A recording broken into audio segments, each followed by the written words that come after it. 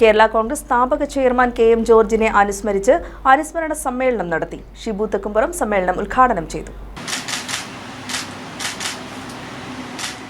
കേരള കോൺഗ്രസ് കോതമംഗലം നിയോജക മണ്ഡലം കമ്മിറ്റിയുടെ ആഭിമുഖ്യത്തിൽ സംഘടിപ്പിച്ച കേരള കോൺഗ്രസ് സ്ഥാപക ചെയർമാൻ കെ.എം. ജോർജിന്റെ 48ാമത് ചരമവാർഷിക ദിനവും അനുസ്മരണവും ജില്ലാ പ്രസിഡന്റ് ഷിബു തെക്കുംപുറം ഉദ്ഘാടനം ചെയ്തു.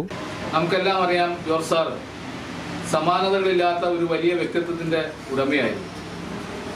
മികച്ച സംഘാടകൻ, നല്ല പ്രാസംഗികൻ, അതോടൊപ്പം തന്നെ എല്ലാവരെയും കൃത്യമായി കരുതുകയും ലാളിത്യത്തിൻ്റെ പര്യായമായി ഒരു പൊതുപ്രവർത്തകൻ എങ്ങനെയായിരിക്കണമെന്നുള്ളതിൻ്റെ ഏറ്റവും ഉദാഹരണമായി അദ്ദേഹം പ്രവർത്തിച്ചു. അദ്ദേഹം നടത്തിയിട്ടുള്ള വലിയ പോരാട്ടങ്ങൾ, അദ്ദേഹം ഉയർത്തിപ്പിടിച്ച മുദ്രാവാക്യങ്ങൾ, കർഷകർക്ക് വേണ്ടി നടത്തിയിട്ടുള്ള നിരന്തരമായ സമരങ്ങൾ, അതെല്ലാമാണ് ഈ രാഷ്ട്രീയ പ്രസ്ഥാനത്തിൻ്റെ ശക്തിയും ആവേശവും. അദ്ദേഹം വഴിച്ച വഴികളിലൂടെയാണ് കേരള കോൺഗ്രസ് പ്രസ്ഥാനം ഇന്ന് ആദരണീയനായ പി.ജെ. സുൽത്താന്റെ നേതൃത്വത്തിൽ ശക്തമായി മുന്നോട്ട് പോകുന്നു.